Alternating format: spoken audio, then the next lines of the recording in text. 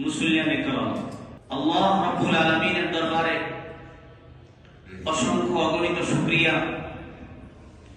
যিনি আমাদেরকে আজকের এই জুমার মসজিদে শাবানের আর মাত্র আজকের জুমার পরে আর একটা জুমা আমরা পাবো, আল্লাহ হায়াতে বাঁচিয়ে রাখলে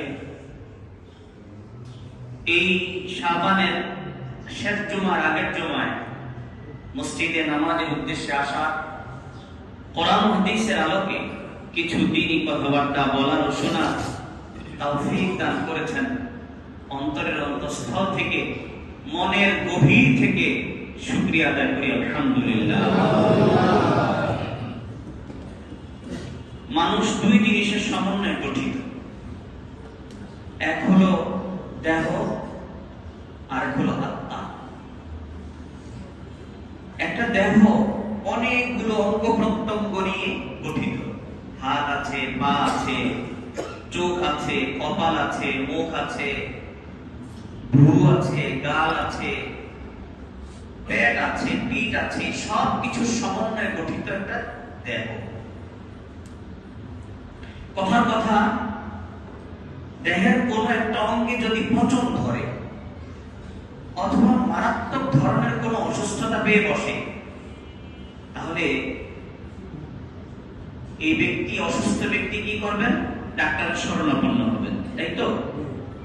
ডাক্তার কিন্তু টাকা নিয়ে ডাক্তারি করবেন, চিকিৎসাটা করবেন টাকার বিনিময়ে, তো কি বলেন? টাকার বিনিময়ে চিকিৎসা করবেন। কিন্তু টাকার পাশাপাশি যদি সামান্য আন্তরিকতা দেখাতে পারেন, সামান্য আন্তরিকতা, তো তাহলে এই রোগী আবার যখন এই ডাক্তারের কাছ থেকে সুস্থতা পেয়ে আবার নতুন করে কোনো ধরনের অন্য কোনো অঙ্গে তার পচন ধরলো বা অসুস্থতা তাকে পেয়ে বসলো, আবার ঘুরে ফিরে সে চেষ্টা করবে এই ডাক্তারের কাছে যেতে। কেন? যে ডাক্তারটা অনেক ভালো। তো কেউ যদি জিজ্ঞাসা করে যে কেমন ভালো, উনি কি ভিজিট নেননি? ওনার যে নির্ধারিত ফি ছিল সেটা নেননি আপনার থেকে? না, টাকা নিয়েছেন। কত নিয়েছেন? তো বলবে অন্যান্য ডাক্তারের তুলনায় বেশি নিয়েছেন। তো তাহলে আবার আপনি ডাক্তারের কাছে যেতে যাচ্ছেন কেন? তো উত্তরে বলবে যে ইনি অত্যন্ত আন্তরিক, সময় নিয়ে দেখেন, অত্যন্ত আন্তরিক, সময় নিয়ে দেখেন, আন্তরিকতার সাথে চিকিৎসা করেন। দেহের একটা অঙ্গ ডাক্তারের কাছে যাওয়ার পর আন্তরিকতা নিয়ে চিকিৎসা করলে এই ডাক্তারের কার্ড রাখা হয়, ডাক্তারের সাথে যোগাযোগ অব্যাহত রাখা হয়। পরবর্তীতে আবার কোন ধরনের অসুস্থতা জর্জরিত হলে আবার ওই ডাক্তারের কাছে যেতে ইচ্ছা করা হয়। কেন? যে তিনি আন্তরিকতা সহকারে আমার কি করেছেন? চিকিৎসা করেছেন। কখনো কি ভেবে দেখেছি আমরা যে আমাদের শরীরের এতগুলো অঙ্গ বিনা দরখাস্তে কোন ডাক্তারের কাছে যাওয়া ছাড়াই জীবনের 60 বছর এর মধ্য থেকে 45 বছর অতিবাহিত হওয়ার পরে আজকে আমার অঙ্গে আঘাত লেগেছে, পচন ধরেছে, ডাক্তারের শরণাপন্ন হয়ে আন্তরিকতা পেয়েছি, তো তার কৃতজ্ঞতা প্রকাশ করছি। কিন্তু কখনো কি ভেবে দেখেছি যে এই 45 বছর পর্যন্ত এই অঙ্গটা আমি কোন ডাক্তারের বিনিময়ে পেলাম? ভেবে দেখেছি? আমার হাত, আমার পা, আমার মুখ, আমার দাঁতগুলো এই 45 বছর পর্যন্ত ঠিক ছিল। হ্যাঁ, একজন ডাক্তারের কাছে যাওয়ার পর সে আমার একটা দাঁত ফেলে দিল, বলল যে এটা নষ্ট হয়ে গেছে, ফেলে দিতে হবে, অন্যথায় আশপাশের গুলো কি হবে? নষ্ট হয়ে যাবে। শুধু আন্তরিকতা দেখালেন, আন্তরিকতা সহকারে তিনি আমার দাঁত উঠিয়ে ফেলে দিলেন। তারপরেও আমি তার সাথে যোগাযোগ অব্যাহত রাখি, তার কাছেই আবার পুনরায় যাওয়ার চেষ্টা করি। কেন? আন্তরিকতার কারণ। তাহলে এত বছর, জীবনের 65 বছর বা 60 বছরের মধ্য থেকে 40 বছর, 45 বছর পর্যন্ত যিনি আমার এতগুলো দাঁতকে সেভ করে রাখলেন, যিনি এতগুলো দাঁত আমাকে দিলেন, দুইটা হাত দিলেন, পা দিলেন, চোখ দিলেন, মুখ দিলেন, নাক দিলেন, কান দিলেন, তার কাছে কি আমার কোন ভিজিট বা ফি দিতে হয়েছিল? কোন দরখাস্ত দিতে হয়েছিল? তাহলে তার সাথে আমার এই আন্তরিকতাটা নাই কেন? আন্তরিকতা দরকার আছে কিনা? বলেন। এটা হলো বাহ্যিক একটা অঙ্গের ব্যাপারে যে একটা অঙ্গে পচন ধরলে ডাক্তার আন্তরিকতার সাথে চিকিৎসা করলে তাকে এতবার স্মরণ করা হয়। শুধু স্মরণ পর্যন্তই সীমাবদ্ধ থাকে না, অন্য কেউ যদি এই রোগে আক্রান্ত হয় তাকেও সেখানে যাওয়ার পরামর্শ দেওয়া হয়, তাই তো? আল্লাহ রাব্বুল আলামিন আমাদেরকে বিনা ভিজিটে, ফ্রি ভিসে, বিনা দরখাস্তে আমাদের হায়াতের ভিতরে এতগুলো অঙ্গ প্রত্যঙ্গ দিলেন। এর জন্য শুকরিয়া করা দরকার আছে কি নাই বলেন? দেহ ছাড়াও মানুষ আরেকটা জিনিসের সমন্বয়ে গঠিত, তার নাম হলো আত্মা। আত্মা কি শুধু দেহের মতোই? এটা কি শুধু দেহের মতো না, দেহের চেয়েও গুরুত্বপূর্ণ। দেহের চেয়েও গুরুত্বপূর্ণ। কত গুরুত্বপূর্ণ? হাত আছে, পা আছে, চোখ, নাক, কান আছে, দাঁত সবগুলো আছে, কিন্তু আত্মা নাই। ঘরে রাখবে? কি মনে হয় বাবাকে ঘরে রাখবে? রাখবে না। তাহলে দেহের চেয়ে আত্মার কত দাম বুঝে আসে কিনা? সেই আত্মাটা পরিশুদ্ধ রাখার জন্য, আত্মার বিশুদ্ধতার জন্য আল্লাহ রাব্বুল আলামিন আমাদের উপর একটা বিধান ফরজ করে দিয়েছেন, সেটি হলো যাকাত। মুসলিমের কালাম কি? যাকাত। কিসের জন্য? আত্মার পরিশুদ্ধির জন্য, আত্মার ট্রিটমেন্টের জন্য, চিকিৎসার জন্য। তো দেহ যেটা আত্মা ব্যতীত তার কোনো মূল্য নেই। সেই দেহের কোন এক অঙ্গ কোন ডাক্তার যদি ভালো করে দেন, তার উসিলা যদি ভালো হয়, তাকে আমরা এত স্মরণ রাখতে পারি। তাহলে দেহের তুলনায় আত্মার এত গুরুত্ব। সেই আত্মার গুরুত্ব যিনি আত্মা সংশোধনের জন্য, আত্মার পরিশুদ্ধির জন্য কি করছেন? আমাদের জন্য একটা বিধান দিয়েছেন। সেটা আমাদের দরকার না? কম দরকার না বেশি দরকার? তাহলে কি বিধান? যাকাত। এটি হলো আত্মার পরিশুদ্ধির কারণ, আত্মার চিকিৎসা। আত্মাটা কোনোভাবে যেন আক্রান্ত না হয়, আত্মাটা কোনোভাবে যেন নষ্ট না হয়ে যায়, আত্মাটা কোনোভাবে যেন গুনাহে জর্জরিত না হয়ে যায়। এই আত্মা নামক এই নিয়ামতের যত গুনাহ হতে পারে, সব গুনাহ থেকে পবিত্র রাখার জন্য আল্লাহ যাকাতের বিধান দিয়েছেন। তাহলে যাকাত দিলে কিসের ফায়দা হবে? আত্মা। কিসের ফায়দা হবে? আত্মা। যাবতীয় পাপ কাজ থেকে বেঁচে থাকা যাবে নামাজের মাধ্যমে। ইন্নাস সালাতা তানহা আনিল ফাহশাই ওয়াল মুনকারি ওয়াল বাগই। আর আত্মার যে গুনাহ আছে, আত্মার গুনাহ কি? কৃপণতা। আত্মার গুনাহ হিংসা। আত্মার গুনাহ পরনিন্দা। আত্মার গুনাহ জীবন চর্চা।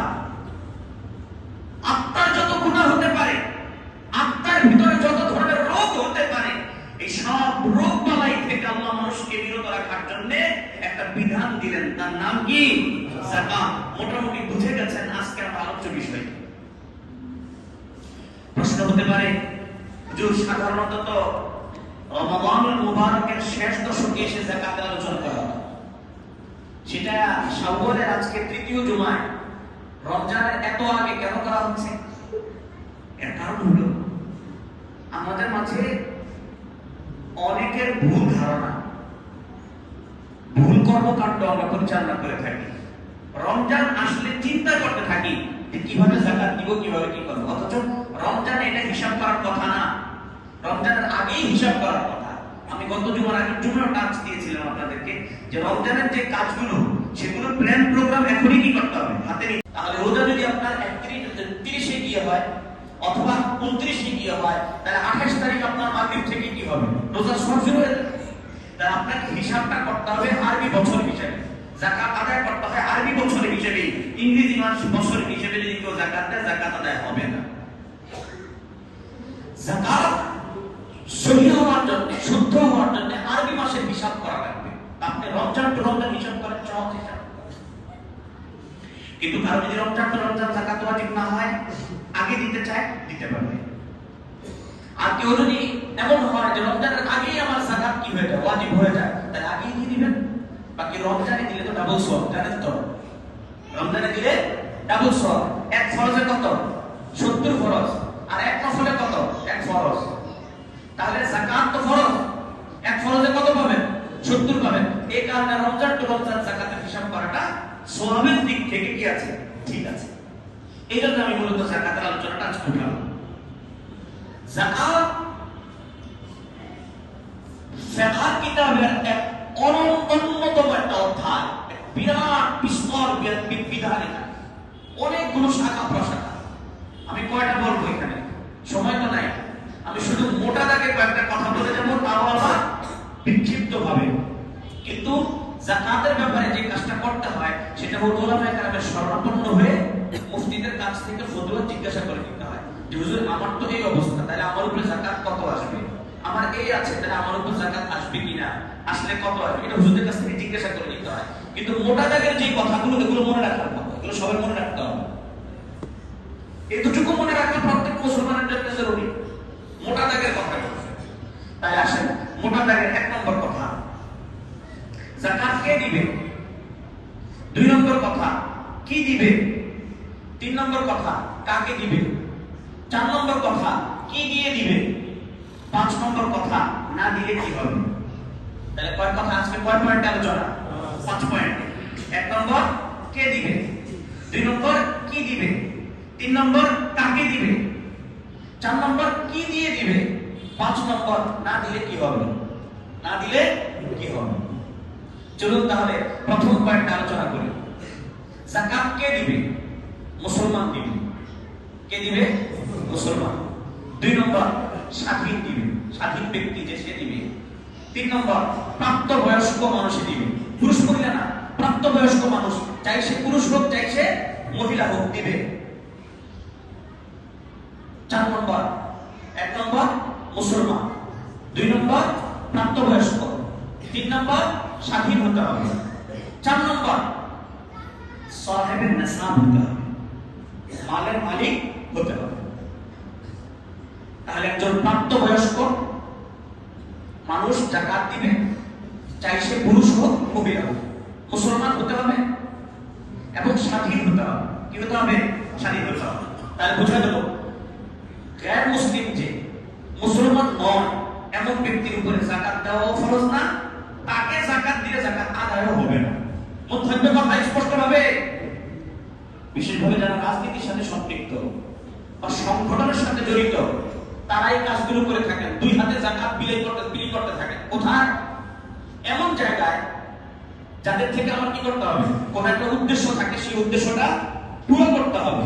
এখন সে কি মুসলমান না গায়ের মুসলমান, মুসলমান না কাফের, এটা দেখার জরুরত মনে করি না, কিন্তু না দেখলে যাকাত আদায় হবে না। মুসলমানের উপরে যাকাত ওয়াজিব, তাই যাকাত দিতে হবে কাকে, মুসলমানকে। গায়ের মুসলিমকে যাকাত দিয়ে তার মন তুষ্টি করে তার থেকে কোন একটা উদ্দেশ্য পূরণ করা জায়েজ নাই, যাকাতও কি হবে না, আদায় হবে না। যাকাত ফরজ হবে প্রাপ্তবয়স্ক মানুষের উপরে, চাই পুরুষ হোক চাই মহিলা হোক। বুঝা গেল একজন বাচ্চার কাছে কি আছে, অঢের সম্পদ আছে, তার উপরে যাকাত ওয়াজিব হবে, হবে না। সুস্থ মস্তিষ্ক সম্পন্ন হতে হবে, সুস্থ মস্তিষ্ক সম্পন্ন হতে হবে। কথার কথা, এক বাবা 6 ছেলে, 5 ছেলে ঠিক আছে, সুস্থ মস্তিষ্ক সম্পন্ন, আরেক ছেলে পাগল কিন্তু তার কাছে নেশাব পরিমাণ সম্পদ আছে, যাকাত দিতে হবে, হবে না। একজনে আরেকজনের অধীনস্থ, অধীনস্থ দ্বারা উদ্দেশ্য কিন্তু বুয়া, কাজের বুয়া বা কাজের লোক, চাকর বাকর, দাওয়ানিরা নয়। অধীনস্থ দ্বারা উদ্দেশ্য গোলাম, ওই ইসলামের শুরু থেকে যে সিস্টেম ছিল গোলাম বান্দি, তাহলে কৃতদাসীর উপরে কি হবে না, যাকাত ওয়াজিব হবে না। তাহলে যাকাত কে দিবে, মুসলমান। যাকাত কে দিবে, প্রাপ্তবয়স্ক মানুষ। যাকাত কে দিবে, সুস্থ মস্তিষ্ক সম্পন্ন মানুষ। যাকাত কে দিবে, স্বাধীন মানুষ। এই 4 শ্রেণীর মানুষের উপরে যাকাত ফরজ হবে। কয় শ্রেণীর মানুষের উপর, 4 শ্রেণীর মানুষের উপর যাকাত ফরজ হবে। কি দিয়ে যাকাত দিবেন, কার উপরে যাকাত ফরজ, এই 4 শ্রেণীর মানুষের উপরে যাকাত ফরজ। কখন ফরজ, যখন সে তার নিত্য প্রয়োজনীয় খরচের অতিরিক্ত, নিত্য প্রয়োজনীয় খরচের অতিরিক্ত নেশাব পরিমাণ সম্পদের মালিক হবে। নিত্য প্রয়োজনীয় খরচের অতিরিক্ত নেশাব পরিমাণ সম্পদের মালিক হবে। প্রশ্ন হতে পারে নেশাব কি, 4 জিনিসকে নেশাব বলে। কয় জিনিসকে, 4 জিনিসকে। নগদ ক্যাশ, স্বর্ণ, রূপা, ব্যবসায়িক পণ্য। কয় জিনিস? 4 জিনিস। তাহলে যাকাত ফরজ হয় কয় মানুষের উপরে? 4 মানুষের উপরে। কয় ধরনের সম্পদের উপরে? 4 ধরনের সম্পদের উপরে। এক হলো নগদ ক্যাশ, আরেক হলো স্বর্ণ, আরেক হলো রূপা, আরেক হলো ব্যবসায়িক পণ্য। আমি একটু আমাকে জিজ্ঞাসা করবো, একটা ছোট পরীক্ষাও নেব, জবাব আমাকে দিতে হবে, পরীক্ষা অংশগ্রহণ করতে হবে। কারণ এই মাসালাগুলো তো আপনি রাস্তাঘাটে পাবেন না, সব জায়গায় পাবেন না, যাকে তাকে জিজ্ঞাসা করেও সঠিক উত্তর পাবেন না। এই কারণে এটা এখান থেকে শিখতে হবে। মসজিদ শিখার জায়গা। মসজিদ কিসের জায়গা? শিখার জায়গা। ওই শিখতে আসলে দেখে অনেক সময় কি হয়, ঝামেলা হয়। শিখতে আসলে ঝামেলা হতো না, এটা শিখার জায়গা। যাকাত কয় শ্রেণীর মানুষের উপর ফরজ হয়? 4 শ্রেণী। কয় ধরনের সম্পদের উপর ফরজ হয়? 4 ধরনের। এখন 4 ধরনের সম্পদ কি কি? নগদ ক্যাশ, স্বর্ণ রূপা, ব্যবসায়িক পণ্য। নগদ ক্যাশ কার কাছে নিত্য প্রয়োজনীয় খরচের অতিরিক্ত কত থাকলে যাকাত ওয়াজিব হবে?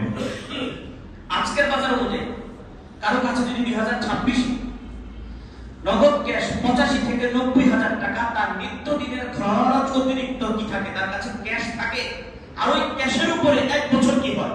পূর্ণ অতিবাহিত হয়। অর্থাৎ গত রমজানও সে 85,000 টাকা মালিক ছিল, এই রমজানও কি আছে? 85,000 টাকা মালিক আছে। তাহলে তার উপরে যাকাত কি হবে? ওয়াজিব হবে, নগদ ক্যাশের কারণে এবং 1 বছর অতিবাহিত হওয়ার কারণে। এখন একটা প্রশ্ন মাঝখানে একটু জটিল। হুজুর, গত বছর রোজার পরে মুহররমের 10 তারিখে আমার একটা সমস্যা হয়েছিল, 85,000 টাকা থেকে 25,000 টাকা আমি ওই কাজে খরচ করে ফেলছিলাম, তাহলে আমার উপর তো বছর অতিবাহিত হয়নি। দেখতে হবে এই বছরের রোজা আসার পর্যন্ত ওই 85,000 আবার পূর্ণ হয়েছে। যদি 85,000 আবার পূর্ণতায় পৌঁছে, তাহলে কিন্তু কি হয়ে গেছে? 1 বছর হয়ে গেছে। মাঝখানে যদিও কি আসছে, একটা ফাটল আসছে, কিন্তু ওই ফাটলের কারণে যাকাত জিম্মা থেকে কি হবে না? রহিত হবে না। যেহেতু রমজানে আপনার কাছে ছিল 85,000, মাঝখানে যত কিছুই হোক আবার কি হয়েছে? বিভিন্ন জায়গায় খরচ করার পরেও ওই ক্যাশটা আপনার কাছে ফিরে আসছে। তো নগদ 85,000 থেকে 90,000 আপনার কাছে থাকার কারণে নগদ ক্যাশের কারণে আপনার উপরে যাকাত ওয়াজিব হবে। যদি এমন হয় গত রোজায় আপনার কাছে 85,000 ছিল, মুহররমের 10 তারিখে এমন অ্যাক্সিডেন্ট হয়েছে, আল্লাহ হেফাজত করেন, সবাইকে বলেন আমিন। ওই 10 তারিখের কারণে 85,000 পুরোটাই আপনার হাতছাড়া হয়ে গেছে। এরপরে এসে আবার আপনার কাছে এই রমজানে 85,000 আছে, তাহলে কিন্তু 3 মাস শর্ট, তাই কি হবে না? যাকাত ওয়াজিব হবে না। কথা কি বুঝে আসছে? মাঝখানে যদি কিছুটা কম আসে, কমে যায়, তো তাতে সমস্যা নেই, কিন্তু যদি পুরোটাই ধ্বংস হয়ে যায়, তাহলে কিন্তু কি হবে? 1 বছর না হওয়ার কারণে আপনার কাছে বর্তমানে 85,000 টাকা থাকলেও যাকাত ফরজ হবে না। আপনি যদি দিয়ে দিতে চান তাহলে দিয়ে দিতে পারেন, কোনো সমস্যা নেই। তাহলে আবার ঘুরে আসে, যাকাত কয় শ্রেণীর মানুষের উপর ফরজ হয়? কয় ধরনের সম্পদের উপর হয়? 4 ধরনের। নগদ ক্যাশ আজকের বাজার অনুযায়ী কারো কাছে যদি 85,000 থেকে 90,000 টাকা থাকে, আর ওই 90,000 টাকা গত রমজান থেকে এই রমজান পর্যন্ত তার কাছে কি থাকে? পূর্ণ থাকে। মাঝখানে যদিও কিছু কি হয়, কমে যায়, কিন্তু আবার পূর্ণ হয়ে যায়। আর যদি পূর্ণ না হয়, কথা গতবার রমজানে 85,000 ছিল, এবার রমজান আসা পর্যন্ত আপনার কাছে কত আছে? 70,000। তো তাহলে কিন্তু যাকাত ফরজ হবে না। কথা কি বুঝে আসছে? এই হলো নগদ ক্যাশ। স্বর্ণ যদি কারো কাছে 7.5 ভরি থাকে, তাহলে তার উপরে যাকাত ওয়াজিব হবে, 7.5 ভরি। রূপা যদি কারো কাছে থাকে 52.5 তোলা, কয় তোলা? 52.5 তোলা, তো তাহলে তার কাছে যাকাত, তার উপর যাকাত ওয়াজিব হবে। ব্যবসায়িক পণ্য কি? আপনার দোকানে গতবার আপনি কিছু পণ্য কিনেছেন, এখন বর্তমানে এইবারে আপনি দেখবেন যে আপনার দোকানে যে পরিমাণ পণ্য আছে, সেই পরিমাণ পণ্য বিক্রি মূল্য ধরতে হবে। কি মূল্য? বিক্রির মূল্য ধরতে হবে। বিক্রয় মূল্য হিসেবে আজকের বাজার অনুযায়ী 7.5 ভরি 52.5 তোলা রূপার দাম হয় কিনা, যদি হয় তাহলে আপনাকে যাকাত দিতে হবে।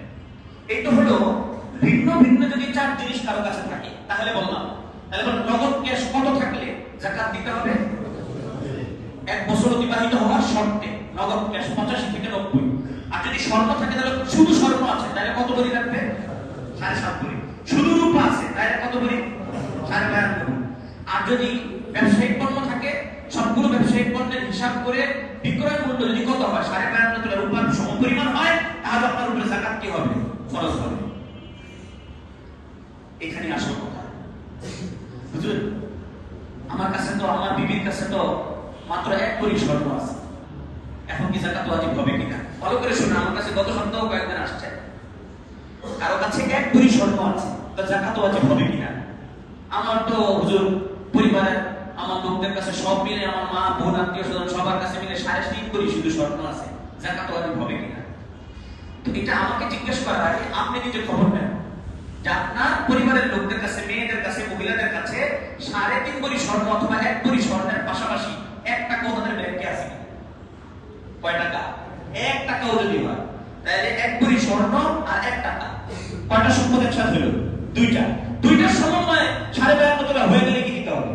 যাকাত। কেন? মূল হিসাবটা কিসের? 52.5 তোলা রূপা যদি মিক্সড হয়, আর যদি মিক্সড না হয় শুধুই স্বর্ণ হবে না, আর যদি মিক্সড হয় কিছু স্বর্ণ কিছু রূপা কিছু ব্যবসায়িক পণ্য, হ্যাঁ, তো তাহলে কিন্তু কি হয়ে যাবে? যাকাত ওয়াজিব হয়ে যাবে। কেননা 1 ভরি স্বর্ণের দাম 52.5 তোলার উপর বরাবর হয়ে যাবে যদি সাথে কি থাকে? অন্য কিছু থাকে। এখন কথা আপনারা বলেন, আমি বলি, একজনের কাছে 1 ভরি স্বর্ণ আছে, সাথে কিছু রূপা আছে, বলেন তো যাকাত ওয়াজিব হবে কিনা? জোরে বলেন, হবে কিনা? হবে। একজনের কাছে শুধু 6.5 তোলা স্বর্ণ আছে, 6.5 ভরি স্বর্ণ আছে, যাকাত ওয়াজিব হবে? হবে না।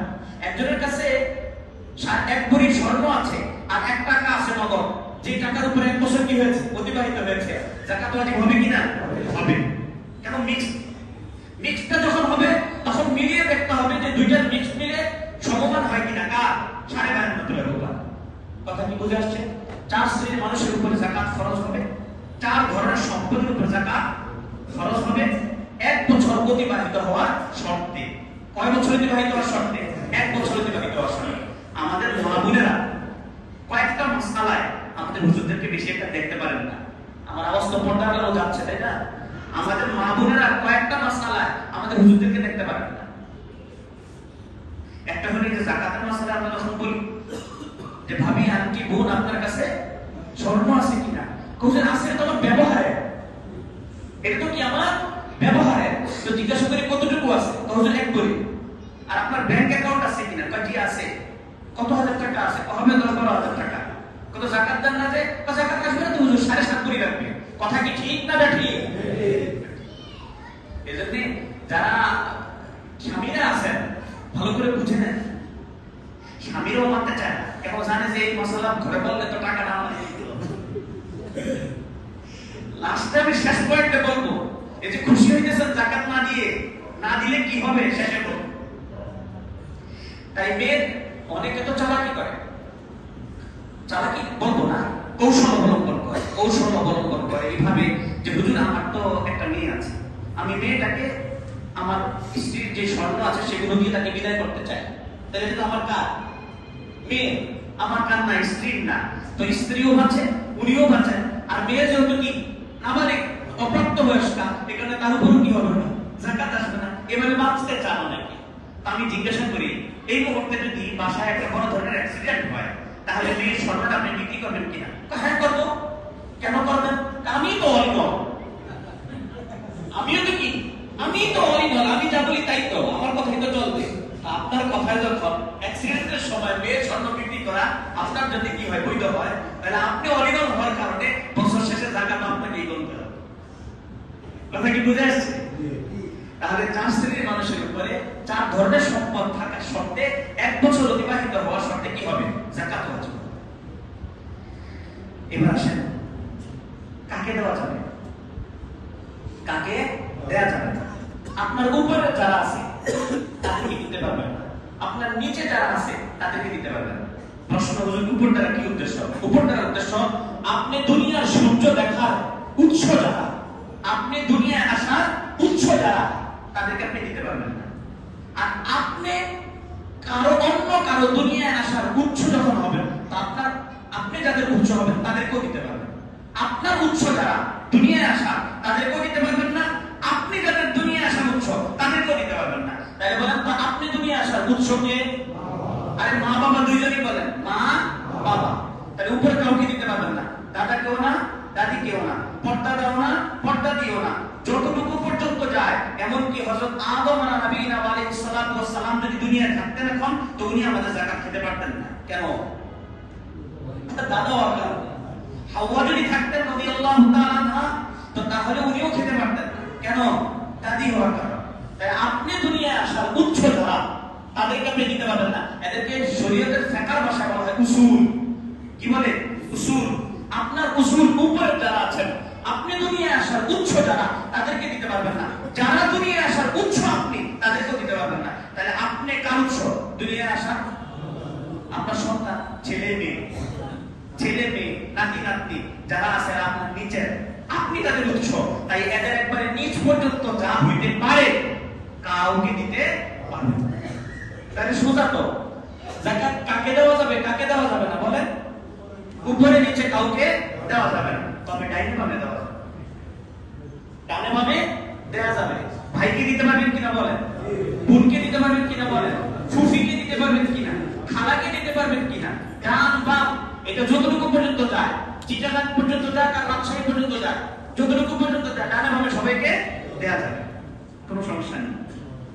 তবে তাদেরকে দেওয়ার সময় বলে দেওয়া না, এইভাবে না বলা যে ধর কাজ বস্তু কিছু করস না, সংসারে কামাইয়ের কোনো ব্যবস্থা নাই, এ ধর আমার এই বছরে জাকাতের টাকাটা তুমি দিলাম, দিয়ে আমার ছোট ভাই, এরকম বলা দরকার নাই। এতে তার মন কি হবে? ব্যথিত হবে, কষ্ট পাবে। তাকে বলবেন এটা নিয়ে ঈদ মার্কেট করিস, বাচ্চাদেরকে নিয়ে ঘরে খাবারের ব্যবস্থা করিস, এইভাবে দিয়ে দেওয়া হবে। হাদিয়া হিসেবে, উপঢৌকন হিসেবে, উপহার হিসেবে দেওয়া যাবে। এভাবে সরাসরি না বলে দেওয়া। কথা কি বুঝে আসছে? তাহলে 4 শ্রেণীর মানুষের উপরে, 4 ধরনের সম্পদের উপরে, 4 ধরনের সম্পদ থাকা শর্তে, এক শর্ত সাপেক্ষে, 1 বছর অতিবাহিত হওয়ার শর্ত সাপেক্ষে কি হবে? যাকাত ফরজ হবে। প্রত্যেক যাকাত আদায়কারী ব্যক্তি তার উৎস বল কাউকে দিতে পারবে না, সে তার উৎস তাকেও দিতে পারবে না। ডানে বামে যাকে দিতে মন চায় দিতে পারবে। আমরা 4 ভাই, 4 ভাইয়ের সবাই স্টাবলিশ, আমাদের ডানে বামে দেওয়ার কোনো সুযোগ নাই। দিলেও বা কত দিব? গরিবদেরকে দিব। তো গরিবদেরকে দিবেন, গরিব পাবেন কোথায়? সে যাকাতের হকদার কিনা এটা তোমরা জানেন না। দিবেন কিভাবে? জানা নাই। যাকাতের হকদার কিনা সে জানা নাই, দিবেন কিনা? আপনি তো সন্দেহবশত কি করছেন? দিচ্ছেন। আচ্ছা, আরেকটা কথা বলে রাখি, এটা হয়তো অনেকে কষ্টও পাবেন। এই যে বিভিন্ন আঞ্জুমানে দেন আপনারা যাকাতের টাকা, বিভিন্ন সংগঠনে দেন আপনারা যাকাতের টাকা, ওইটা যাচাই করে দিবেন যে তাদের আলাদা কোনো যাকাত ফান্ড আছে কিনা খরচ করা। যদি তাদের যাকাত ফান্ড থাকে তাহলে দিতে পারবেন যাকাত ফান্ডে। আর যদি যাকাত ফান্ড না থাকে, বরং তারা সেবামূলক কাজ করে, এক জায়গায় কল নাই, কল বসিয়ে দিল, রাস্তা নাই, রাস্তার ব্যবস্থা করে দিল, টিউবওয়েলের ব্যবস্থা নেই, টিউবওয়েল বসিয়ে দিল, গরিবদেরকে কি সহায়তা করলো, বন্যার্তদের মাঝে কি করলো? ত্রাণ দিল, ত্রাণ বিতরণ করলো, মৃত মানুষ, লাওয়ারিস মৃত ব্যক্তিকে দাফন করলো। তাহলে এই সমস্ত কাজে যাকাতের টাকা দেওয়া নেওয়া কোনোটাই কি নাই? জায়েজ নেই। হ্যাঁ, কোন আঞ্জুমান বা সংগঠনে যদি কি থাকে, আলাদা যাকাত ফান্ড থাকে, আর ওই ফান্ড থেকে তারা খরচ করার আলাদা কি থাকে, জায়গা থাকে, তাহলে ঠিক আছে, মনে থাকবে। এই ক্ষেত্রে আমি যেহেতু মাদ্রাসার মানুষ, আমি তো মাদ্রাসাটা বলবই। আমাদের মাদ্রাসাগুলোতে, আমাদের মাদ্রাসা বলতে আমার মাদ্রাসা না, কওমি মাদ্রাসা, যে কোনো মাদ্রাসা, আমাদের এখানে আমাদের ইমাম সাহেবের মাদ্রাসা আছে, সবাই চিনেন জানেন। আমি একটা প্রতিষ্ঠানের সাথে জড়িত, আমি আমাদের বাড়ি খারাপ, আমাদের এখানে 2200 ছাত্রের ভিতরে আপনার 1200 ছাত্রকে আমরা ফ্রি খাবার বিতরণ করে থাকি। 1200 ছাত্রকে মাসে 3 বেলা খাবার ফ্রি বিতরণ করে থাকি। আর বাকিরা কিছু আংশিক কেউ ফুল টাকা দিয়ে কি করে খায়, তাদের জন্য আলাদা ফান্ড। আর যারা ফ্রি খায় তাদের জন্য আলাদা ফান্ড। যাকাতের যে টাকাটা আসে আমরা পুরো টাকাটা ওই অংশটি ফান্ডে কি করে জমা করে দেই, ওখান থেকে তাদের পিছনে ব্যয় হতে থাকে। তো মাদ্রাসা কওমিয়ার যতগুলো মাদ্রাসা আছে, প্রায় মাদ্রাসায়, মাদ্রাসা বলতে মাদ্রাসা 2 ধরনের। কিছু মাদ্রাসা আছে প্রাইভেট মাদ্রাসা, ওইখানে যাকাত ফান্ড আছে কিনা এটা আপনাকে তালাশ করে দিতে হবে। আর অন্য যে মাদ্রাসাগুলো আছে কওমি মাদ্রাসা বলে, কওমি মাদ্রাসাগুলোতে সব জায়গায় যাকাতের আলাদা কি থাকে? ফান্ড থাকে। এখন আপনি যখন কোন কওমি মাদ্রাসার ফান্ডে টাকাটা দিয়ে দিবেন, তো দায়িত্ব সব চলে যাবে কাদের? মুহতামিম সাহেব উপস্থাদের ঘাড়ের উপরে। আপনি যাকে দিলেন সে কোন খাতে ব্যয় করলেন তার ব্যাপার, আপনার সব আপনি পেয়ে যাবেন। মাদ্রাসায় দিলেন 200, এখনো যাকাত দিলেন 1100। দ্বিতীয় হলো যাকাতের মাধ্যমে মাদ্রাসায় যতগুলো ছেলে আল্লাহ ওয়া রাসূল পড়বে কিয়ামত পর্যন্ত আপনার সব হবে।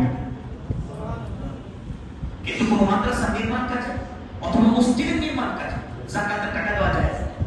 কোন মাদ্রাসা নির্মাণ কাজে অথবা মসজিদের নির্মাণ কাজে সরাসরি যাকাতের টাকা দেওয়া কি নাই? জায়েজ নাই। আপনি মাদ্রাসার যাকাত হুজুর এটা আমি যাকাত বাবদ দিলাম। আর যদি আপনি নরমাল কোনো সদকা দেন তাহলে বলি এটা এমনি সদকা দিলাম। তাহলে হুজুর নিয়ে ওই ফান্ডগুলো দেখে দেখে যেটা যে টাকা ওই ফান্ডে কি করবেন, জমা করে দিবেন। আমি বলেছিলাম আপনাদের ইমাম সাহেব মুফতি আরাফাত বিল্লাহ সাহেব দামাত বারাকাতুহু জিদা মাজদুহু, উনি আপনাদের ইমাম হিসেবে আর আমি আপনাদের খতিব হিসেবে আমরা আপনাদের বেশি হকদার। আমাদের মাদ্রাসাগুলোর প্রতি, উভয় মাদ্রাসার প্রতি আপনারা গভীর দৃষ্টি দিবেন ইনশাআল্লাহ। এবার আসেন, যাকাত থেকে বাঁচার জন্য নানা ধরনের ছলচাতুরি করা হয়, এমনকি মাযহাব পরিবর্তন করা হয়। কি করা হয়? মাযহাব পরিবর্তন করে। আমি সহজ একটা মিসাল দিই, যেহেতু আমি ইফতার সাথে সম্পৃক্ত, দারুল ইফতার সাথে আমার কাছে মাসালা আসতে থাকে প্রায়। আমাদের হানাফি মাযহাবে প্রাপ্তবয়স্ক ছেলে এবং মেয়ে উভয়ের সম্মতিতে যদি বিবাহের শর্ত সাপেক্ষে কি করে বিয়ে করে, তাহলে বিয়ে হয়ে যায়, বিয়ে সংঘটিত হয়ে যায়। বাকি বাবা এবং মায়ের অধিকার থাকে, যদি স্ট্যাটাস না মিলে ছেলে মেয়ে, তাহলে বিবাহ কি করে দেওয়া, বিচ্ছেদ ঘটানোর অধিকার থাকে, কিন্তু বিয়ে হয়ে যায়। এটা কাদের মাসলা অনুযায়ী? হানাফি মাযহাবের রায়। আর আমাদের সমাজে এক শ্রেণীর লোক আছেন লামাযহাবী, যারা কি মানেন না, কোন মাযহাব মানেন না। তাদের রায় হলো অভিভাবকের সম্মতি ছাড়া প্রাপ্তবয়স্ক বাচ্চা বাচ্চা বিবাহ কি হয় না, সহি হয় না। আমাদের অনেক লামাযহাবী ভাই সাময়িক সময়ের জন্য তার বিবাহের বৈধতার জন্য সে মাযহাব পরিবর্তন করে হানাফি মাযহাব হয়ে যায়। কি হয়ে যায়? হানাফি মাযহাব।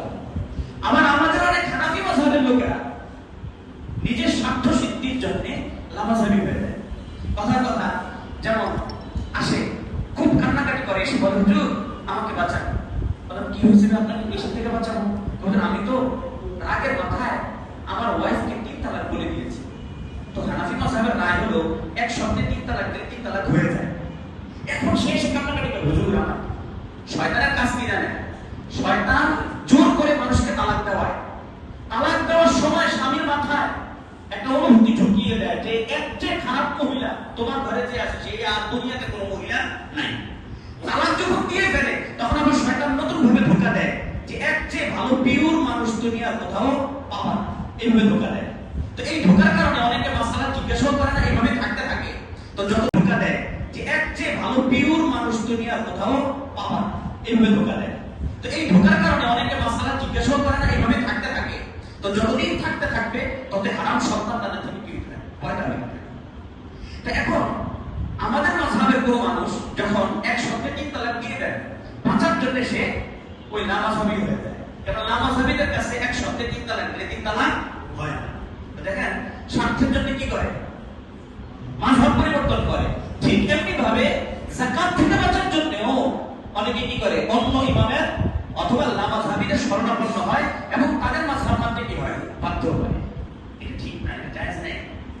এভাবে শরীয়ত থেকে বাঁচার জন্য নানা ধরনের ছলচাতুরি করে, এটা কি নয়, ঠিক নয়, জায়েজ নয়। মুহতারাম মুসলিমিন کرام, যাকাত ফরজ হলো কিন্তু যাকাত দিল না। কোরআনে কারীমে আল্লাহ তাআলা বলেন, খুদ মিন আমওয়ালিহিম সাদাকাতান তুতাহহিরুহুম ওয়া তুযাক্কিহিম বিহা ওয়া সাল্লি আলাইহিম। নবীকে নির্দেশ দিয়েছেন আপনি ধনীদের থেকে যাকাতের অংশ কি করেন, গ্রহণ করেন, আর এর মাধ্যমে আপনি তাদের আত্মাকে পরিশুদ্ধ করেন, তাদের মনকে আত্মাকে কি করেন, পরিশুদ্ধ করেন। তাহলে যাকাত দেওয়ার মাধ্যমে আত্মার কি হয়, পরিশুদ্ধ। এখন সাহাবায়ে কেরাম রিদওয়ানুল্লাহি আলাইহিম আজমাইন হুজুর সাল্লাল্লাহু আলাইহি ওয়াসাল্লামের ইন্তেকালের পরে এক একজনে এক এক জায়গা থেকে দাঁড়িয়ে গেলেন। কেউ কেউ বললেন যে হুজুর সাল্লাল্লাহু আলাইহি ওয়াসাল্লাম ইন্তেকাল করেননি, কেউ কেউ বললেন যে হুজুর সাল্লাল্লাহু আলাইহি ওয়াসাল্লাম ইন্তেকাল করেননি। যখন বিষয়টা চূড়ান্ত হলো যে রাসূলুল্লাহ দুনিয়া ছেড়ে চলে গেছেন, তখন সাহাবীদের একদল মুরতাদ হওয়া শুরু হলো, নাউজুবিল্লাহ, মুরতাদ হওয়া শুরু হলো। আরেক দল বলল যে আমরা যাকাত দিব, যাকাত দিব, এটাকে অস্বীকার করেন। যাকাত একটা ফরজ বিধান, এটাকে অস্বীকার করেন। ওনারা অস্বীকার করেছেন যাকাত আদায় করতে। যাকাত কি করতে, আদায় করতে। যেমন আপনার উপরে নামাজ ফরজ, আপনি সেটা বিশ্বাস করেছেন, কিন্তু আপনি নামাজে আসেন না, তাহলে নামাজ ছেড়ে দেওয়ার গুনাহ হবে, নামাজকে অস্বীকার করার গুনাহ হবে না। কারণ কেউ যদি কোনো ফরজ বিধানকে অস্বীকার করে তাহলে ঈমানই থাকবে না। তাই সাহাবায়ে কেরাম যাকাত অস্বীকার করবেন, এটা হইতে পারে পারে না, যাকাত যে ফরজ বিধান এটা স্বীকার করতেন, কিন্তু যাকাত আদায় করাকে তখন কি করেন নাই, মেনে নিতে পারেন নাই। কেন? ওনারা বলেছেন যাকাত তো গ্রহণ করবেন রাসূলুল্লাহ সাল্লাল্লাহু আলাইহি ওয়াসাল্লাম, উনি তো নাই, তাহলে আমরা কার কাছে যাকাত দিব? আর উনি যেহেতু নাই, তো কে যাকাত নিয়ে মানুষের আত্মার পরিশুদ্ধি ঘটাবে? এই অর্থে সাহাবায়ে কেরাম যাকাত দিতে অস্বীকার করেছেন। কিন্তু হযরত আবু বকর সিদ্দিক রাদিয়াল্লাহু তাআলা আনহু অনেক নরম মানুষ, তাই না? আপনি তো জানেনই সাহাবীদের মধ্যে গরম কে? হযরত ওমর রাদিয়াল্লাহু তাআলা শুধু গরম ছিলেন না, হযরত ওমর রাদিয়াল্লাহু তাআলা আনহু শুধু গরম ছিলেন না, আর হযরত আবু বকর রাদিয়াল্লাহু তাআলা আনহু শুধুই গরম ছিলেন। যখন গরম থাকা দরকার গরম, যখন নরম থাকা দরকার তখন নরম। আবু বকর রাদিয়াল্লাহু তাআলা তখন বললেন, আয়ানকুসুদ্দিন ওয়া আনা হাই, আমি আবু বকর জীবিত থাকবো আর সাহাবায়ে কেরামের মধ্য থেকে তারা যাকাত আদায় করবে না, আমি তাদের বিরুদ্ধে জিহাদ ঘোষণা করব। তো এর থেকে যাকাতের গুরুত্ব বুঝে আসে যে যাকাত আদায়ে অস্বীকৃতি জ্ঞাপন, অস্বীকার, যাকাত আদায়ে করতে বাধ্য না হওয়া, যাকাত আদায়ে আগ্রহী না হওয়া, এদের বিরুদ্ধে হযরত আবু বকর রাদিয়াল্লাহু তাআলা যুদ্ধের ঘোষণা দিয়েছেন। যাকাত কতটা গুরুত্বপূর্ণ বোঝা যায়। হযরত আবু হুরায়রা রাদিয়াল্লাহু তাআলা বলেন যে রাসূলুল্লাহ সাল্লাল্লাহু আলাইহি ওয়াসাল্লাম ইরশাদ করেছেন, যারা যাকাত দিল না অথচ আল্লাহ তাকে সম্পদ দিয়েছেন, যাকাত দিচ্ছে না, মনে রেখো এই যাকাতের সম্পদ আল্লাহ তাআলা কিয়ামতের দিন এটাকে এক ধরনের টাকলু ট্যাকো মাথাওয়ালা মানুষের মতো করে একটা সাপ তার উপরে কি করে দেওয়া হবে, তার পিছে লাগিয়ে দেওয়া হবে, ওই সাপটাকে দংশন করতে থাকবে কিয়ামত পর্যন্ত। আয়াতে কারিমে আল্লাহ তাআলা কোরআনে বলেছেন, ইয়াউমা ইউহমা আলাইহা ফি নারি জাহান্নাম ফাতুকুয়া বিহা জিবাহুহুম ওয়া জুনুবুহুম ওয়া যুহুরুহুম। যারা যাকাত দিল না, যাকাতের সম্পদটাকে আল্লাহ তাআলা আগুনে গলিত করবেন, আগুনে গলিত করবেন, গলিয়ে তারপরে এটা তাদের কপালে, পাশে, পিঠে তাদেরকে ইস্ত্রি করে দিবেন, মেখে দিবেন, মালিশ করে দিবেন, আর বলতে থাকবেন এটাই হলো তোমার ওই সম্পদ যেটা তুমি যাকাত আদায় করো। ওয়ালা ইয়াহসাবান্নাল্লাযীনা ইয়াবখালুনা বিমা আতাহুমুল্লাহু মিন ফাদলিহি হুয়া খায়রুল লাহুম বাল হুয়া শাররুল লাহুম সায়ুতাওয়াকুনা মা বাখিলু বিহি ইয়াওমাল কিয়ামাহ। যারা আল্লাহর দেওয়া সম্পদ থেকে খরচ করতে অস্বীকার করলো, কৃপণতা প্রদর্শন করলো, আর তারা মনে করে যে আমরা কৃপণ হয়ে মানে বড়লোক হয়ে গেছি, মনে রেখো তাদের এই ধারণা সঠিক নয়। বরং কিয়ামতের দিন তাদেরকে শিকল বেড়ি পরিয়ে, এই সম্পদটাকে বেড়ি বানিয়ে, শিকল বানিয়ে তাদের কাঁধে গলায় ঝুলিয়ে দেওয়া। যাকাত না দেওয়ার শাস্তি কোরআন হাদিস এবং সাহাবায়ে কেরামের ইতিহাসে যাকাত না দেওয়ার শাস্তি বোঝা গেল। আমাদের অনেক মানুষ নামাজ পড়ে, যদিও 8 খাট 360, 8 খাট 360 নামাজি, এমন নামাজি আছে 8 খাট 360 বুঝেন, 8 মানে জুমা একবার, খাট মানে জানাজার নামাজে আসে, 360 মানে ঈদের নামাজে আসে। তো অনেক নামাজি আছে 8 খাট 360, 8 মানে জুমায় আসে, খাট মানে জানাজায় আসে, 360 মানে ঈদে আসে, এরকম অনেক মুসল্লিও আছে, তবুও তো আছে, কিন্তু যাকাত দিতে চায় না, এর সংখ্যা অনেক বেশি। তো যাকাত দিলে তো ফায়দা, নিজের তো ফায়দা উপকার আছেই, সেই সাথে সাথে সমাজের গরিব মানুষগুলো বেঁচে যায়, সমাজের গরিব মানুষগুলো বেঁচে যায়। সর্বশেষ আপনাদের কাছে যে অনুরোধটা করব আপনাদের কাছে, সেটি হলো যে যাকাত দেওয়ার ক্ষেত্রে আমাদের দেশে প্রচলিত যে পন্থা পদ্ধতিগুলো, এটা আমরা পরিহার করি। সেলফি তোলা, লোক সমাগম করে সকাল থেকে বিকাল পর্যন্ত বসিয়ে রাখা, এরপরে 250 টাকা দামের শাড়ি দেওয়া, আর প্রচার করা যে অমুক সাহেব, অমুক হাজি সাহেব, অমুক পাঠান সাহেব, অমুক খন্দকার সাহেব, অমুক বাড়ি সাহেব, অমুক চৌধুরী সাহেব কি করেছেন, যাকাত দিয়েছেন। এটা না করা, আল্লাহ আমাদেরকে থেকে হেফাজত করে। যাকাত তো যার যখন বছর শেষ হয় তখন দিবেন, অথবা রমজান আসতেছে, রমজানের হিসাব করে এখনই যাকাতের সম্পদটা কি করে ফেলা, আলাদা করে ফেলা। কেন? আমার হায়াত যাকাত রমজান পর্যন্ত বাঁচবে কিনা আমি কি জানি, কিন্তু আমার উপরে যাকাত যদি ফরজ হয়ে থাকে আর আমি সেটা না দিয়ে থাকি, তো তাহলে কেমন হবে? যাকাতের ব্যাপারে এখন থেকে হিসাব করা, কোথায় দিব, কে কোথায় দিব, কত দিব, সেটাও হিসাব করা। যাকাত সম্পর্কে আলোচনা এখানে শেষ। একটা অপ্রাসঙ্গিক আলোচনা করি। আমি একটা আয়াত পড়েছি আপনাদের সামনে কোরআনে কারীমের সূরাতুন নাহল। আল্লাহ তাআলা বলেন, ইন্নাল্লাহা ইয়া'মুরুকুম আন তু'আদ্দুল আমানাতি ইলা আহলিহা। আল্লাহ তাআলা তোমাদেরকে নির্দেশ দিয়েছেন তোমাদের কাছে যার যার আমানত আছে সেই আমানতগুলো কি করা, আমানতের হকদার যে তার কাছে পৌঁছে দাও। আল্লাহ তাআলা আমাদের প্রত্যেককে নির্দেশ দিয়েছেন যে আমাদের কাছে যার যার আমানত আছে সেই আমানতগুলো কি করা, হকদারের কাছে পৌঁছে দেওয়া। হযরত মুফতি শফি সাহেব রাহমাতুল্লাহ আলাইহি নাম শুনেছেন আপনারা? মারিফুল কোরআন নাম শুনেছেন? মারিফুল কোরআন নামক তাফসীরের কিতাবে হযরত মুফতি শফি সাহেব রাহমাতুল্লাহ লিখেছেন যে এই আয়াতটা আল্লাহ তাআলা নাযিল করেছেন নির্দিষ্ট একটা ঘটনাকে কেন্দ্র করে, কিন্তু এর ব্যাপকতা অনেক, এর উদ্দেশ্য ব্যাপক। উদ্দেশ্য কি? ব্যাপক। সেই হিসেবে আগামী জুমার আগে আগে আমাদের দেশে একটা নির্বাচন হতে যাচ্ছে। কি হতে যাচ্ছে? নির্বাচন। আমি নির্বাচনে কারো পক্ষপাতিত্ব তো করবো না, এ জাতীয় কোনো কথাও বলবো না, এর জন্য আপনারা আমাকে বসাননি। আমি শুধু বলবো ভোট এটা একটা আমানত। কার কাছে? আপনারটা আপনার কাছে, আমারটা আমার কাছে। কে কাকে দিব না দিব সেটা বিশ্লেষণ করার, ব্যাখ্যা করার, বলে বেড়ানোর দরকার নেই। ওটা তো ভোট কেন্দ্রে যাবো, ভোট দিব, কিন্তু যাওয়া উচিত। আমি শুধু এতটুকু বলবো। কেন? ভোট এটা কি? আমানত। আর আমানতের ব্যাপারে আল্লাহ আমাদেরকে নির্দেশ দিয়েছেন আমানতের হকদারকে আমানত কি করা, দিয়ে দেওয়া, পৌঁছে দেওয়া। এখন আপনি যাবেন ভোট কেন্দ্রে, কাকে দিবেন এটা আপনার ব্যাপার। আর যদি কেউ মনে করেন যে না আমি তো এই আমানতের কোনো হকদার খুঁজে পাচ্ছি না, তাই আমি কি করবো না, ভোট কেন্দ্রে যাবো না, দিব না, এটা আপনার ব্যাপার। এটাও কার ব্যাপার? আপনার ব্যাপার। এটা আমাদের ব্যাপার না, আমার ব্যাপার না। আমি শুধু এতটুকু বললাম, যেহেতু আমাদের দেশে অনেকদিন পরে উৎসব মুখর পরিস্থিতিতে আশা করা যায়, আমরা জানি না কিছুই, সব আল্লাহর হাতে ছেড়ে দিলাম। যদি হয় তাহলে নিরাপদে ভোট কেন্দ্রে যাওয়ার পরিবেশ থাকলে ভোট কেন্দ্রে যাবেন, কিন্তু কাকে দিবেন না দিবেন এটা আপনার ব্যাপার, যাওয়া না যাওয়ারও আপনার ব্যাপার। তবে এটা আমানত, আমানত তার হকদারকেই দিবেন, এই দরখাস্ত আপনাদের কাছে থাকবে। আল্লাহ আমাদেরকে আমল করার তৌফিক দান করুন। ভোটের আলোচনাও শেষ, জাকাতের আলোচনাও শেষ। এখন যেখানে বসে আছি তার একটা হক আছে, ওই হক সম্পর্কে আলোচনা করব। আপনারা দেখেছেন গত কয়েক মাস আগে আমাদের এই এসি গুলো চুরি হয়ে গেছে। দেখেছেন না? 4টা এসি চুরি হয়েছে, 5টা এসি চুরি হয়েছে। আমাদের রমজান আসতে আর মাত্র আপনার 10-12 দিনের মতো বাকি আছে। এই আমরা যে সবে বরাত এখানে বসলাম, তখনও পুরো শরীরটা আমার পুরো ঘেমে ভিজে গেছে। আমি রুমে যাওয়ার পরে দেখেছি পুরো ভিজে গেছে।